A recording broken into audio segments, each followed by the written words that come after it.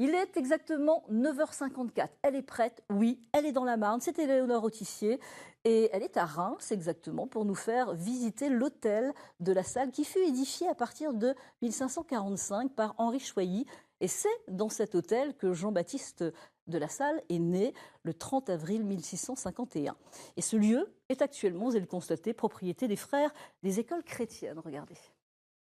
Bonjour Valérie, et justement nous sommes au cœur de cet hôtel de la Salle et je vous présente frère Dominique. Bonjour. Bonjour. Vous habitez à l'intérieur de ces murs et vous êtes aussi le directeur de ce projet et donc un hôtel de la Salle qui vient tout juste de rouvrir après 4 ans de travaux.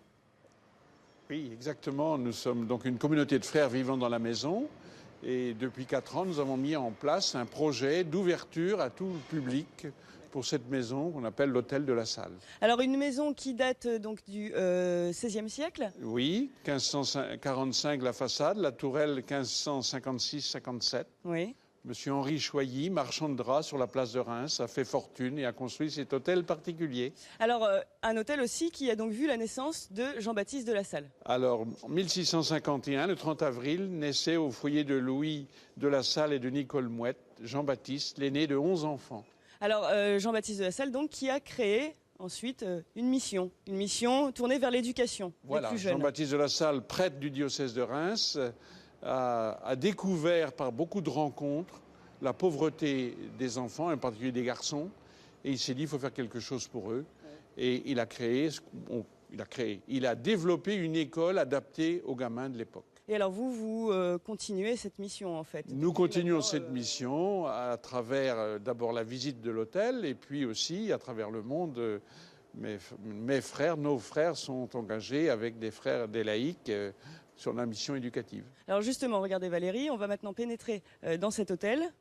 Donc on vous suit et là on découvre l'une des salles avec une scénographie qui illustre. La dernière étape de la visite, c'est ici, c'est le lieu, j'allais dire, d'expansion du projet de Monsieur de la Salle dans 78 pays du monde, de Reims sur la carte avec l'étoile, oui, jusqu'à les Philippines, l'Australie et le Pérou. Oui, d'accord, très bien.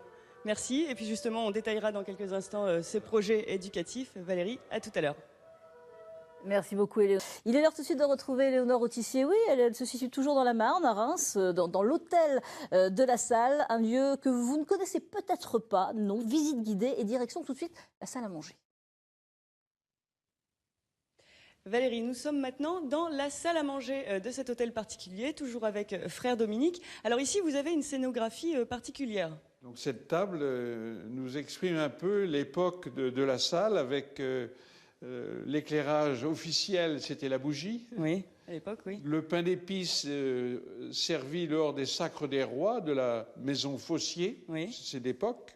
Les jeux, le catéchisme du Concile de Trente, les fables de La Fontaine, les tisserands avec la laine de mouton, parce que Reims était célèbre avant bien le champagne, c'était le tissage. Oui. Et puis le pot de confiture, les pièces de monnaie d'Henri IV, Louis XIII et Louis XIV, et puis l'herbier de Buffon qui rappelle les débuts des sciences naturelles, oui, et la table aménagée pour les gens à mobilité réduite avec Au clair de la lune, mon ami Pierrot. Cette musique date de l'époque de Monsieur de la Salle. Donc là, on plonge vraiment dans l'atmosphère en fait de l'époque, en fait, là exactement, où Jean-Baptiste de la Salle a vécu, évolué, voilà, et construit aussi sa mission qui était en fait de démocratiser l'enseignement. C'était voilà, ça sa mission première. Les rencontres vont l'entraîner d'abord à s'occuper des filles et des sœurs de l'enfant Jésus, et après, grâce à Nicolas Roland, son conseiller, et à un laïc venu de Rouen qui s'appelle Adrien Niel et qui pour nous est un homme important, il a bousculé Monsieur de la Salle pour le faire sortir de son hôtel particulier et aller vers les plus pauvres. D'accord, très bien. Et bien justement, Valérie, dans quelques instants, nous allons découvrir la salle de classe. À tout à l'heure. Merci beaucoup, Éléonore. On retrouve tout de suite Éléonore Autissier. Elle se situe toujours, vous le savez, depuis le début de l'émission, donc à Reims, dans l'hôtel de la Salle, qu'elle nous fait visiter. Et quelques renseignements justement sur l'architecture, Éléonore. Valérie, pour finir cette visite, je suis maintenant auprès de François Destor et toujours donc frère Dominique. François Destor, vous êtes architecte et vous êtes scénographe et vous avez donc collaboré à ce projet d'envergure. Voilà, donc frère Dominique a fait appel à l'atelier d'architecture et de scénographie, François Destor donc, qui a travaillé sur le contenant et le contenu. On a réuni un groupe de travail avec des frères et des laïcs pour déterminer ce que les frères voulaient signifier ici dans ce lieu, sur fond de pédagogie lasallienne. Et donc justement, on parle de pédagogie, là on a une salle de classe donc avec... on a reconstitué la salle de classe lasallienne, on va dire, avec dans ces petits, sur ces petits pupitres les différents offices qui étaient confiés aux enfants dans le cadre de l'école. Voilà. Des enfants avaient leur clé, la plume, distribuaient la nourriture, fermaient et ouvraient les portes de l'école. Voilà. Devenaient responsables de l'éducation et de la pédagogie en collaboration avec le frère qui dirigeait la classe. Oui. Et dans la classe, il y avait même le moniteur qui était chargé de conduire la leçon de lecture, par exemple, et le frère reprenait après. D'accord. Et donc là, on arrive dans une autre salle qui est magnifique, qui a été totalement refaite. Oui, refaite pour être le lieu de témoignage, de manifestation des grands textes fondateurs des Lassalliens, des frères. Voilà, donc les gens peuvent goûter à des textes qui ont été écrits au XVIIe siècle et qui aujourd'hui sont d'une actualité incroyable au niveau... Modernité incroyable, en fait. Incroyable, ouais. Quoi. Et moi, je trouve que c'est fondamental de le dire, quoi. Ce Jean-Baptiste de La Salle a créé des choses extraordinaires, quoi, pour l'éducation. Il a su mettre l'école au niveau de tout le monde.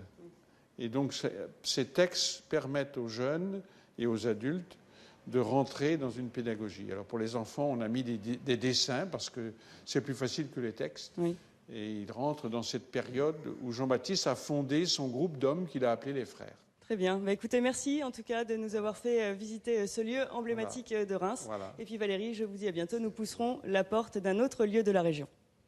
Merci beaucoup Éléonore et rendez-vous la semaine prochaine évidemment. Et ce lieu magnifique, vous pouvez maintenant le visiter depuis le mois de février, donc renseignez-vous.